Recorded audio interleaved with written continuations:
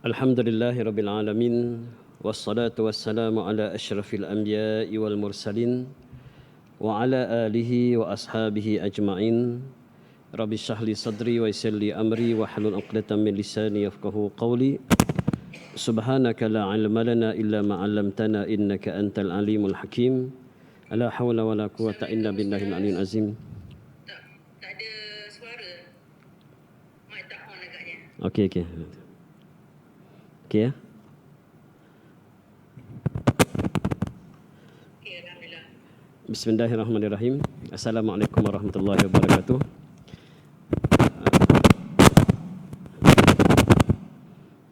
Baik, pertama minta maaf ya. Saya sebenarnya di samping kita berkuliah di Surau As-Sobah ni, kami alumni Sekolah Menengah Agama Al-Khairiyah Temerloh, Pahang, tempat saya belajar dulu. Ada kuliah Maghrib harian sebenarnya secara online.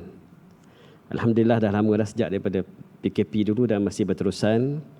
Dan sambil-sambil saya berkuliah dengan tuan-tuan dan puan-puan, saya pun sama-sama berkongsi dengan sahabat-sahabat sekolah dulu.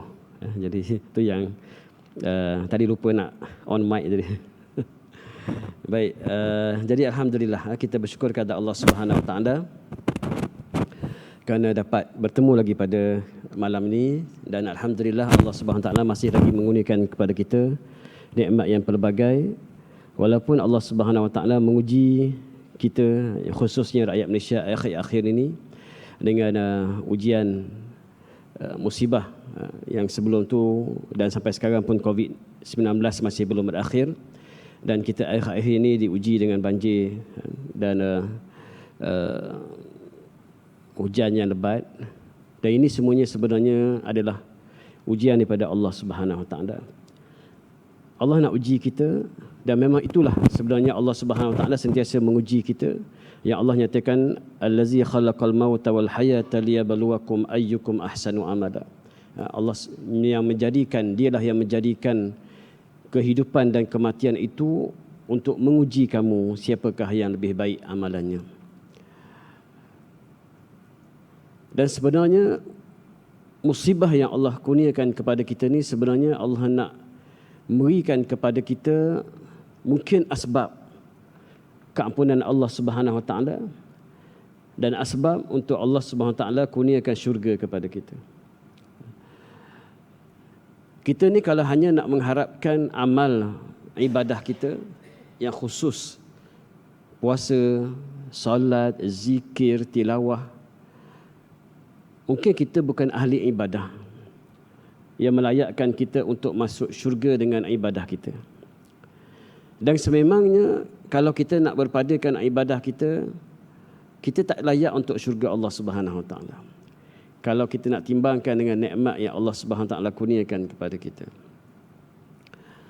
Dan banyak di dalam sana hadis-hadis yang menceritakan bagaimana Allah Subhanahu Wa Taala mengurniakan syurga, mengurniakan keampunan kepada hamba-Nya dengan perkara-perkara yang amal-amal hablum minan nas, hubungan dengan manusia yang sedikit sebenarnya, yang Allah jadikan asbab untuk Allah masukkan seorang hamba tu ke dalam syurga Allah Subhanahu Wa Taala.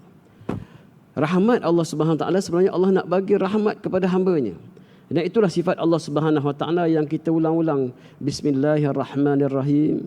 Kemudian kita alhamdulillahirabbil alamin arrahmanirrahim.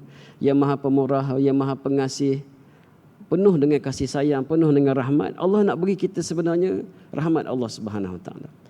Dan Allah menyediakan 1001 asbab untuk kita ke syurga Allah Subhanahu Wa Taala. Allah nak beri syurga kepada kita.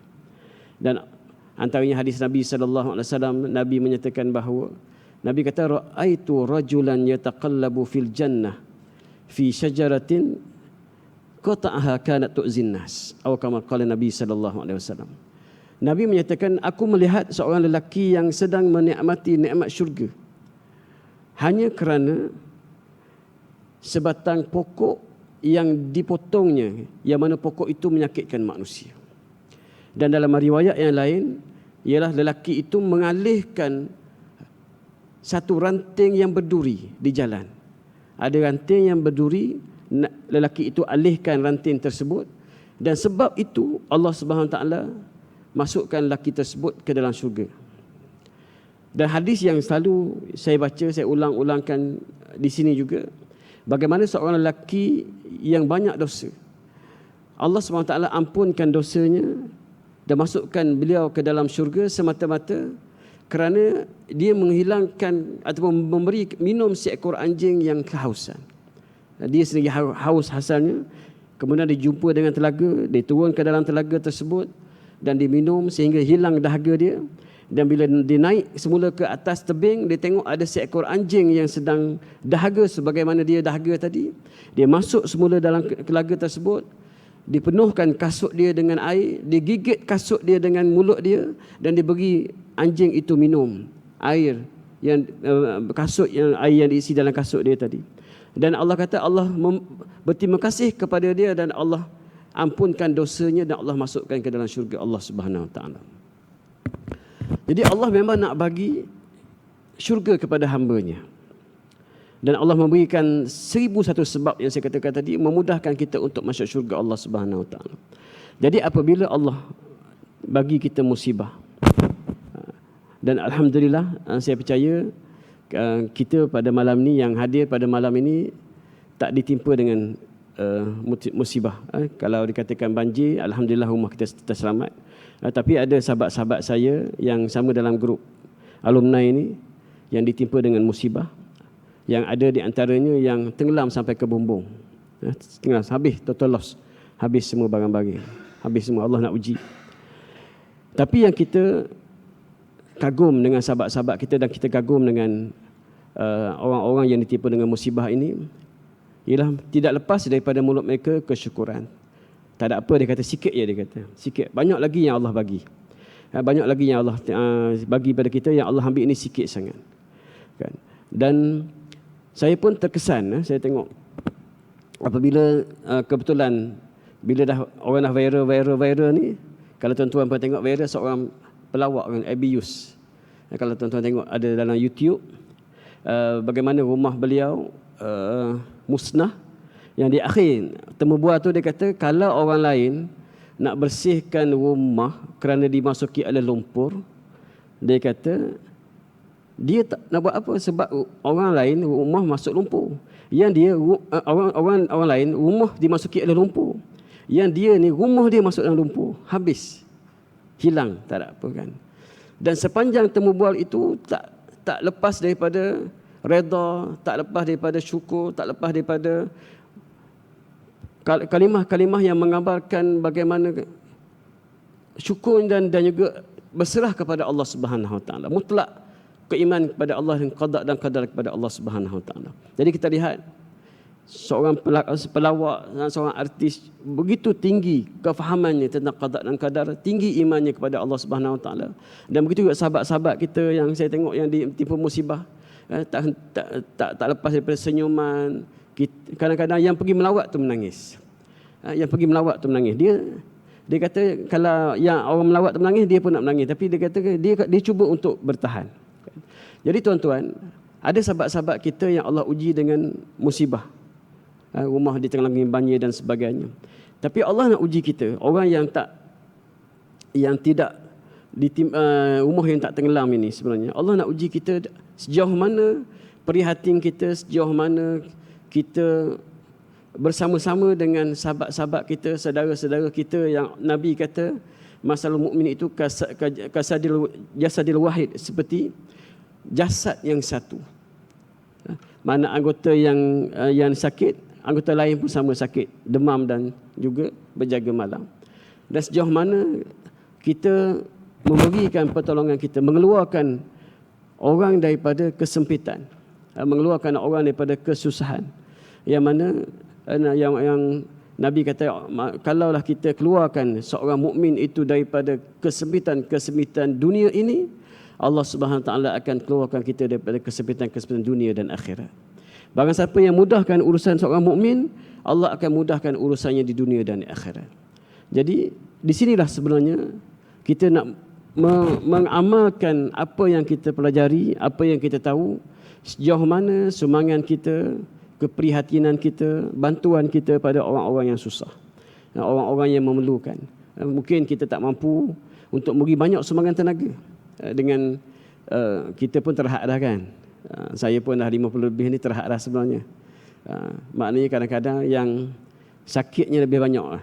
Bantu tak banyak mana pun. Sakit pinggang lah macam-macam kan. Jadi tak mampu kita bagi tenaga yang banyak, sikit-sikit kita bagi mana yang mampu, keuangan yang boleh kita bagi untuk kita bantu sahabat-sahabat kita. Dan setidak-tidaknya sokongan kata-kata semangat, doa, mudah-mudahan Allah Subhanahu Wa Taala pemudahkan urusan mereka. Dan di sinilah yang saya katakan tadi tuan-tuan, Allah menyediakan ruang yang banyak untuk kita ke syurga Allah Subhanahu Wa Taala. Di sinilah kita nak bantu sahabat-sahabat kita yang susah. Di sana ramai orang susah, di sana ramai orang yang memerlukan bantuan, yang masih lagi hari ini tak tahu lagi nak tidur kat mana, tak tahu. Yang tadi pun ada saya tengok satu video yang orang yang asnaf rumah ditenggelami, tak tahu nak buat apa sebenarnya. Memang tuan-tuan tak tahu nak buat apa, nak mula kat mana tak tahu. Nak basuh penuh rumah dengan lumpur, nak tidur di mana tak tahu, tak ada saudara mara nak tompang, nak makan, nak duit tak sebagaimana sebagian orang dalam bank banyak, dia tak ada duit di bank kan. Jadi ramai hari ini sebenarnya, ramai hari ini saudara-saudara kita yang ditimpa dengan musibah ini yang memerlukan bantuan daripada kita. Mudah-mudahan Allah Subhanahu Wa Taala permudahkan urusan kita semua dan Allah Subhanahu Wa Taala mengangkat darjat kita dengan musibah yang Allah Subhanahu Wa Taala berikan ini.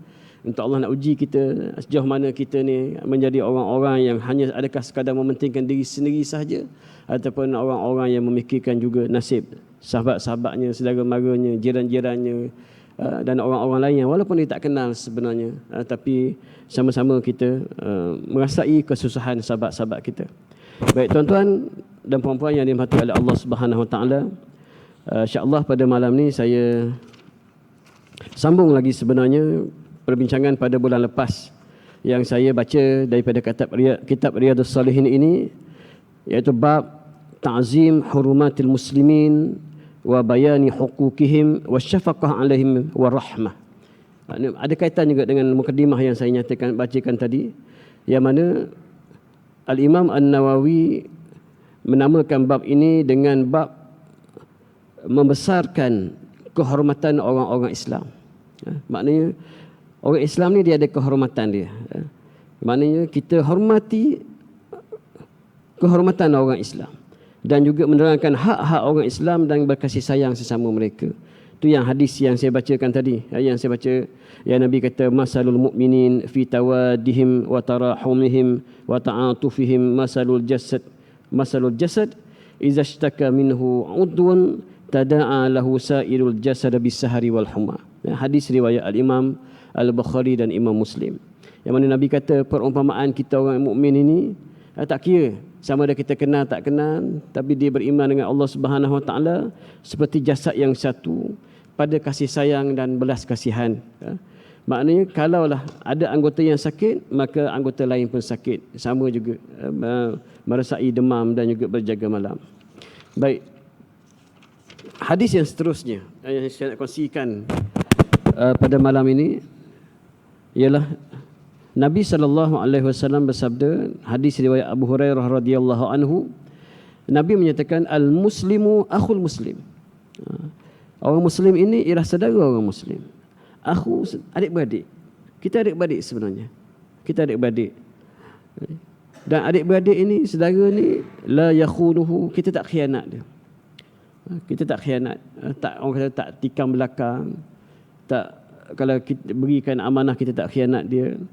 Wala yakzibuhu, kita tak tipu saudara kita.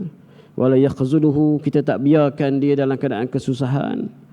Kullu muslim 'alal muslim haramun 'irduhu wa maluhu wa damuhu, at-taqwa hahuna bihasbi imri'in minasyarri an yahqira akhahu al-muslim. Nabi kata setiap seorang muslim itu haram kehormatannya, haram hartanya, haram darahnya. Tak boleh kita ambil harta, kita jatuhkan maruah saudara kita, Dan Nabi kata takwa itu di sini. Dan Nabi kata cukuplah seorang itu kejahat dikira sebagai jahat apabila dia menghina saudara dia Muslim. Makna nak hina saudara kita sama Muslim pun tak boleh. Nabi suruh jaga hubungan kita sesama Muslim. Dan Nabi SAW mendetailkan lagi dalam hadis yang lain bagaimana kita menjaga hubungan sama Muslim ini. Nabi kata la tahasadu, jangan kita saling mendengki. Tengok kawan kita lebih daripada kita, kita usaha hilangkan nikmat yang ada pada dia. Wala tanajashu, jangan menipu. Tanajashu ini sebenarnya asalnya daripada najsu ini. Imam Nawawi kata ay yazida fi thamanin sil'atin yunada 'alayha fi suq wa nahwahu wa la raghbata lahu fi syira'ih bal yaqsidu an yaghurra ghayrahu wa hadha haram. Nabi kata tanajashu ni ialah dia kat pasar, dekat pasar dia sebut dia nak beli barang tu dengan harga yang sekian, harga yang tinggi. Dia tak nak beli pun sebenarnya. Dia tak nak beli pun. Tapi dia sengaja letak, dia sebut dia nak beli dengan harga tinggi supaya orang lain beli harga yang lebih tinggi daripada itu lagi. Menawarkan harga yang lebih tinggi daripada itu lagi. Mana dia membuat penipuan dalam berjual beli ni, perniagaan ni, supaya ada orang tertipu dan dengan tujuan supaya orang lain beli dengan harga yang lebih tinggi. Mungkin dia pakat dengan peniaga tu. Ataupun maknanya dia memang dia nak menipu. Itu antara itu masuk tanajashu. Nabi tak bagi. Wala tadabaru, jangan saling membelakang. Kita membelakangkan saudara kita mukmin. Wala bai'u ba'dukum ala bai'in ba'd, jangan jual atas jualan orang lain. Makna kita beli kita jual pula dengan tujuan untuk menipu. Wa kunu ibadallahi ikhwana, jadilah hamba Allah yang bersaudara. Al-muslim akhul muslim, dan seorang muslim itu saudara kepada seorang muslim yang lain. Itu dia. Kemudian Nabi ulang balik yang tadilah yang saya bacakan tadi.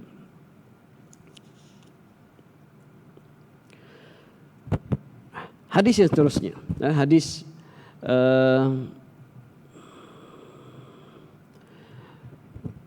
daripada Anas radhiyallahu anhu. Anas radhiyallahu anhu meriwayatkan daripada Nabi sallallahu alaihi wasallam, Nabi bersabda, la yu'minu ahadukum hatta yuhibba li akhihi ma yuhibbu li nafsihi. Muttafaqun alaih. Hadis riwayat al-Imam Al-Bukhari dan Imam Muslim. Nabi sallallahu alaihi wasallam bersabda, tidak beriman seseorang kamu sehinggalah dia mengasihi saudaranya lebih daripada diri dia sendiri. Ya kan?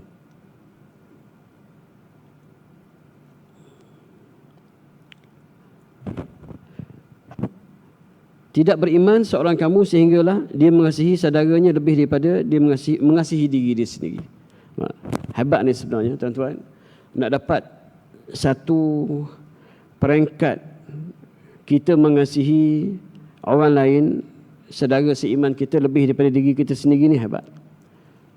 Mana kita mengutamakan saudara kita lebih daripada diri kita sendiri dan kita mengasihi mereka lebih daripada diri kita sendiri. Sebagaimana yang diriwayatkan kisah pada sahabat Nabi sallallahu alaihi wasallam dalam peristiwa hijrah, bagaimana orang-orang muhajirin melayan ataupun orang-orang Ansar melayan orang-orang muhajirin, sebagaimana mereka mengasihi saudara mereka lebih daripada diri mereka sendiri, dan mereka memberikan sebahagian daripada harta mereka kepada saudara mereka, dan mereka memberikan kasih sayang juga kepada saudara-saudara dia. Dan hari ini yang banyaknya ialah saling mendengki, saling pijak memijak antara orang mukmin, saling tikam menikam. Mana ada peluang tikam belakang, ada peluang kita kata saudara kita, ada peluang kita khianati saudara kita. Itu yang berlaku. Kadang-kadang menyedihkan kita. Kadang-kadang perkara ini, sedangkan Nabi ajar supaya kita melebihkan saudara kita lebih daripada diri kita sendiri. Nabi ajar kita sayang saudara kita lebih daripada diri kita sendiri. Tapi dunia hari ini sebenarnya, dunia hari ini kita melihat mereka mengejar mencari perkara yang untuk kepentingan diri sendiri. Dan kadang-kadang bukan orang-orang yang tak belajar agama. Orang yang belajar agama pun buat benda tu. Bukan orang-orang yang tak kelihatan baik. Orang-orang yang kelihatan baik pun buat benda tu. Semata-mata kerana dunia. Jadi di sinilah sebenarnya benda-benda yang menguji keimanan kita. Sejauh mana dunia itu yang telah menipu kita. Sebabkan dunia itu, maka kita sanggup mengkhianati saudara kita dan kita tak beramal sebagaimana diajar oleh Rasulullah sallallahu alaihi wasallam. Ya tuan-tuan ya. Terputus ni sebenarnya. Saya nak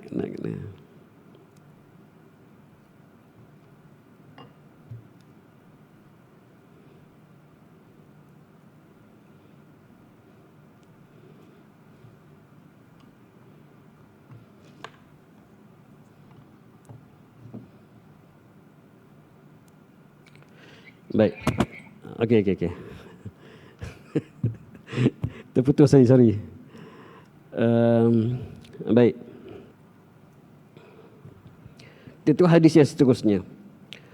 Hadis juga daripada Anas radhiyallahu anhu. Nabi SAW bersabda, "Unsur akhaka zaliman aw mazluman." Nabi kata, tolonglah saudara kamu sama ada mereka zalim ataupun dizalimi. Sebenarnya kata-kata ni atau prinsip ini ada pada zaman jahiliyah. Zaman sebelum Islam prinsip ini ada. Unsur akhaka zaliman aw mazluman. Tolonglah saudara kamu sama ada dia zalim ataupun dia dizalimi. Dan sebab itulah orang-orang jahiliyah dia tak kira asalkan itu puak dia, dia akan sokong, dia akan bantu walaupun puak dia salah. Itu yang dikatakan asabiyah. Itu dia katakan asabiyah. Asabiyah itu ialah antu'aina qaumaka ala zulmin. Kita tolong kaum kita atas kezaliman. Atau masuk atas kezaliman ini ialah kita tolong, kita bantu puak kita walaupun mereka salah. Walaupun mereka salah. Tapi Nabi SAW sebut kata-kata ni. Nabi kata unsur akhaka zaliman aw mazluman. Jadi para sahabat pelik juga. Sedangkan perkara itu tak menempati prinsip Islam. Kenapa Nabi sebut? Dan sahabat tanya, faqala rajulun. Seorang lelaki tanya, ya Rasulullah, ansuruhu iza kana mazluman. Aku akan tolong saudara aku kalau dia dizalimi. Ara'aita in kana zaliman kaifa ansuruhu? Dan boleh tak kamu lihat ataupun apa pandangan kamu kalau dia zalim, aku nak tolong macam mana? Kalau dia dizalimi, aku faham, kita tolong saudara kita dizalimi, kita bantu dia daripada dia dizalimi. Tapi kalau saudara kita zalim, macam mana kita nak bantu dia? Nabi kata, tahjuzuhu aw tamna'uhu minaz zulmi fa inna dzalika nasruhu. Nabi kata kamu halang dia daripada melakukan kezaliman. Itulah yang maksudnya kamu tolong saudara kamu yang zalim. Maknanya kalau saudara kita dizalimi, kita bantu dia daripada dizalimi. Tapi kalau saudara kita zalim, kita bantu dia daripada dia melakukan kezaliman. Itulah yang dimaksudkan bantu daripada orang yang melakukan kezaliman. Makna kita halang dia daripada melakukan kezaliman. Baik tuan-tuan sekalian, yang kita lihat sekarang ni kan, yang ini pandangan saya lah.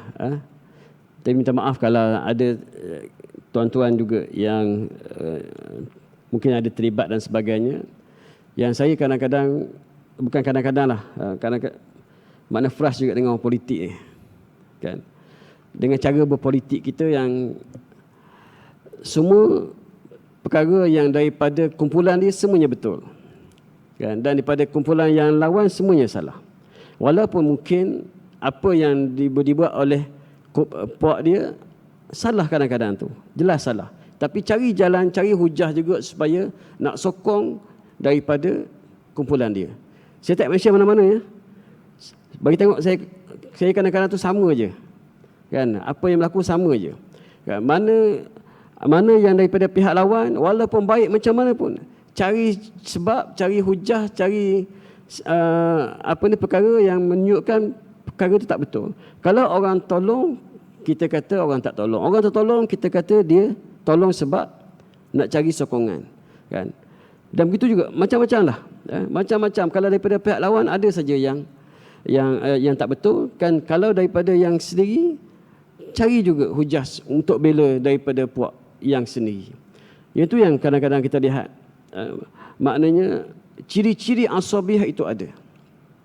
Ciri-ciri asabiah itu, iaitulah kita menolong puak kita atas kezaliman. Kalaulah perkara itu salah, kita katakan salah. Kalau perkara itu betul, kita katakan betul. Walaupun perkara itu mungkin tidak menguntungkan kumpulan kita, tapi kalau perkara itu salah, kita katakan salah. Dan begitu juga sekiranya kebenaran itu ada pada pihak lawan, kita katakan betul kerana kebenaran itu ada pada pihak lawan. Maknanya itulah perkara yang perlu untuk kita betulkan dalam masyarakat kita. Yang kita lihat ada cara-cara yang banyak ada di sudut politik lah, dan yang lain pun ada di bidang-bidang yang lain. Kadang-kadang perbezaan di sudut pandangan pada masalah fiqh pun, yang ada aliran-aliran dalam fiqh ataupun aliran-aliran dalam pemikiran pun sama. Maknanya cari juga hujah-hujah untuk membetulkan puak-puak kita, walaupun kadang-kadang memang jelas apa yang disampaikan oleh penceramah daripada pihak itu, daripada pihak kita itu memang jelas salah, tak betul. Tapi cari juga hujah-hujah untuk membetulkan, membela daripada kumpulan kita ini. Dan begitu juga pihak ini, kalau lihat pada apa yang disampaikan oleh penceramah daripada pihak lawan, walaupun betul, cari juga jalan untuk menafikan dan mengatakan salah. Perkara itulah yang sebenarnya yang kita rasakan bahawa yang satu perkara yang tidak sihat dalam masyarakat, apabila kebenaran itu dinilai pada puak dan kumpulan, bukan pada hujah. Patutnya kebenaran itu dinilai pada hujah dan bukan kepada puak ataupun kumpulan. Baik. Seterusnya, Nabi SAW bersabda, sebuah hadis yang diriwayatkan oleh Abu Hurairah radhiyallahu anhu, anna Rasulullah sallallahu alaihi wasallam qala, haqqul muslim 'alal muslim khams. Hak seorang muslim ke atas seorang muslim itu ada 5 perkara. Maknanya ada 5 hak ataupun ada 5 tanggungjawab yang perlu kita lakukan kepada saudara kita semuslim. Yang pertamanya raddus salam, menjawab salam. Maka kalau orang yang beri salam itu kita tahu sunat, tapi kalau diberi salam maka wajib kita menjawab salam. Cuma fenomena kita ni, kita banyak bagi salam pada orang yang kita kenal sahaja. Orang yang kita tak kenal, kita tak bagi salam. Dan kadang-kadang apabila kita nak wujudkan suasana bagi salam pada orang yang tak kenal ni, orang kekok sikit. Saya beri contoh ya. Kalau kita masuk lift, kita beri salam. Orang dalam lift tu ada nampak yang kadang-kadang okey lah. Ada masa tu dia terkejut sikit. Ya, sebab biasa orang masuk lift, masuk tak kisah kan. Tapi bila kita masuk lift, kita beri salam, dalam tu dia macam ada keadaan kadang-kadang lah. Ada yang okey lah, betul, jawab Waalaikumsalam warahmatullahi wabarakatuh. Tapi oleh kerana jarang orang masuk lift bagi salam, maka orang dalam lift tu kadang-kadang terkedu juga nak jawab salam tu. Kan? Masuk lift kita bagi salam, tak kenal pun kan. Itu contohlah masuk lift. Ini kan pula masuk ke tempat-tempat yang ada orang, ada contoh suasana yang taklah besar sangat orang pelik pula. Kita masuk dalam jabat pos ke apa, orang ada tu, kita masuk assalamualaikum kan. Jadi agak-agak yang sesuai lah. Kalau yang pelik sangat pun orang pelik pula kan. Tapi maknanya kita boleh wujudkan untuk beri salam. Maknanya okey, yang pertama kalau bagi salam kena jawab salam. Yang keduanya wa iyadatul marid, menziarahi sakit, menziarahi orang sakit. Ini pun kadang-kadang ramai orang yang lepas ataupun lemah di sini. Ya, bertangguh-tangguh untuk ziarah sahabat-sahabat yang sakit.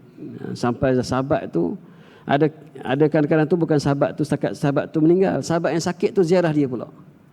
Ya, kita tangguh ziarah sahabat kita sakit, lah sahabat tu sembuh, dia datang ziarah kita pula. Kan? Kadang-kadang itu yang menyedihkan kita lah. Kan? Yang ketiganya wa ittiba'ul janaiz, mengiringi jenazah. Kita mengiringi jenazah pun sebenarnya hak kita mengiringi jenazah. Bukan hanya sekadar kita ziarah saja jenazah, tapi kita iring dia sampai ke kubur. Wa ijabatud da'wah, dan juga menunaikan jemputan. Menjawab jemputan. Maknanya kalau ada kawan-kawan kita jemput kita untuk makan kenduri, kita kena pergi. Kena pergi. Maknanya lebih-lebih lagi, kalau konteks sekarang ni, lebih-lebih lagi jemput secara personal. Kan jemput ada dua kan, jemput dengan grup, jemput dengan personal. Grup tu, bila dia masuk dalam grup, maknanya dia jemput semualah. Dan lebih-lebih lagi kalau dijemput secara personal. Makna personal ni sekarang ni, dalam konteks sekarang ni, dia hantar SMS atau WhatsApp secara personal. Itu maknanya seboleh-bolehnya. Kalau tak boleh sangat, maknanya bertembung banyak sangat kenduri, kita tak sihat, bertembung dengan perkara-perkara yang tak dapat dielak sangat, itu kita, kalau boleh tak pergi pun kita maklumkan, minta maaf, tak dapat hadir kenduri sebab keuzuran sekian.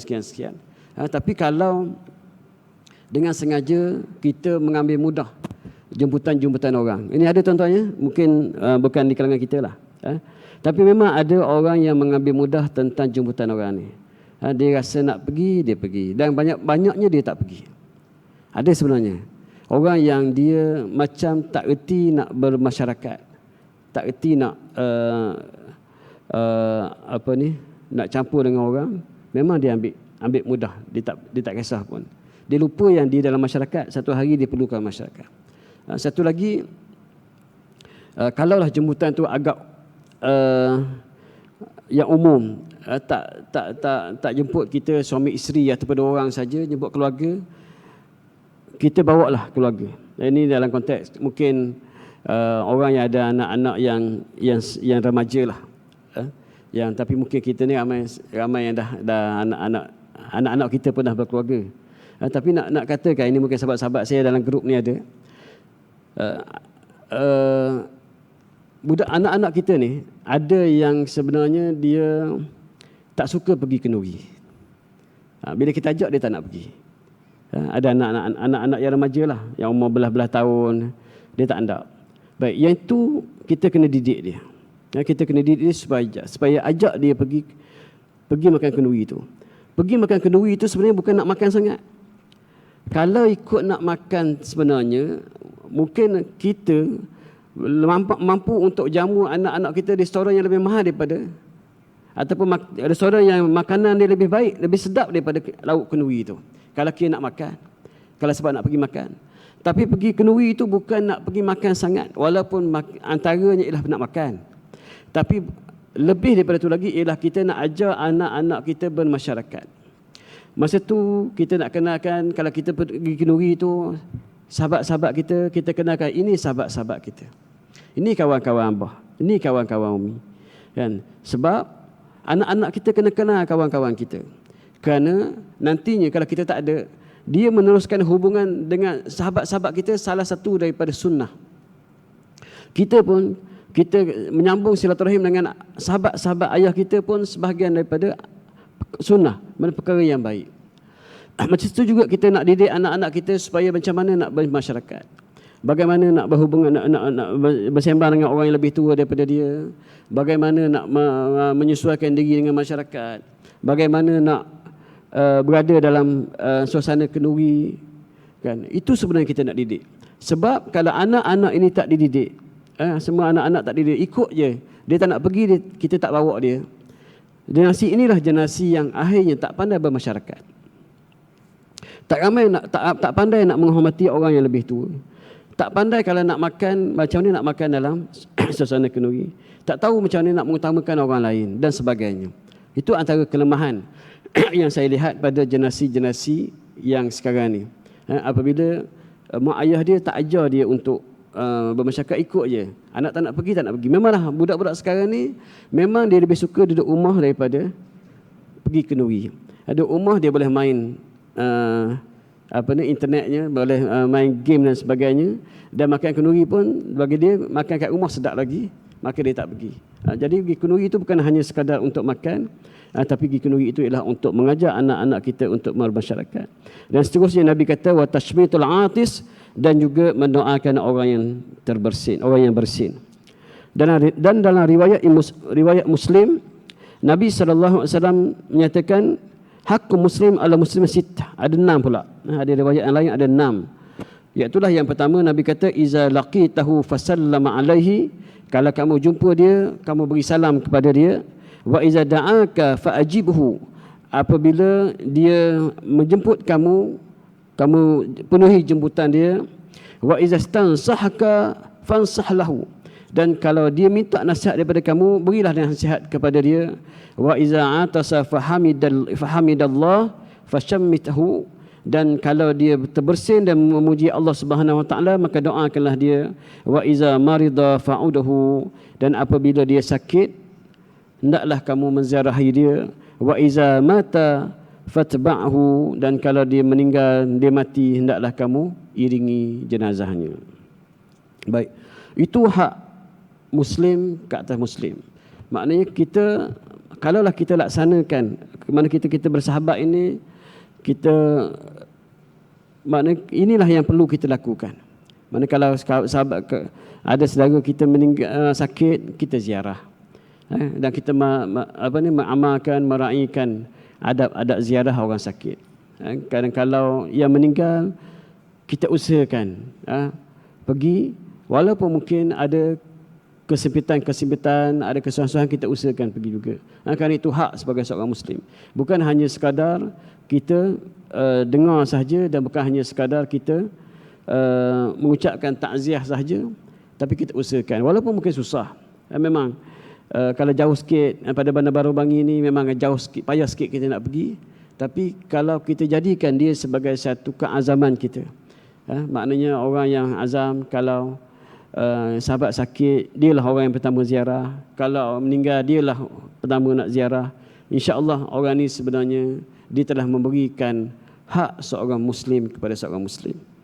Memang dia perlukan pengorbanan, memang perlukan pengorbanan, tapi sebenarnya itulah tanggungjawab kita kepada saudara kita. Kita usahakan juga apa yang kita mampu, insya-Allah Allah Subhanahu taala akan beri ganjaran, akan memberi sesuatu yang terbaik kepada kita, insya-Allah. Tuan-tuan muslimin muslimat yang dikasihi oleh Allah Subhanahu taala, cukuplah sekadar tu apa yang boleh saya kongsikan pada malam ini. Mudah-mudahan apa yang disampaikan ini dapat memberikan sedikit peringatan kepada kita untuk kita memberikan hak-hak kita sebagai seorang Muslim, dan kita menghormati sebenarnya sahabat-sahabat kita, saudara-saudara kita seagama ini. Sebenarnya ada hak-hak mereka yang perlu kita berikan kepada mereka. InsyaAllah mudah-mudahan Allah Subhanahu Wa Taala mudahkan kita untuk beramal, yang mana segala yang baik itu daripada Allah Subhanahu Wa Taala, yang lemah itu kelemahan diri saya sendiri. Wabillahi taufiq wal hidayah. Wassalamualaikum warahmatullahi wabarakatuh.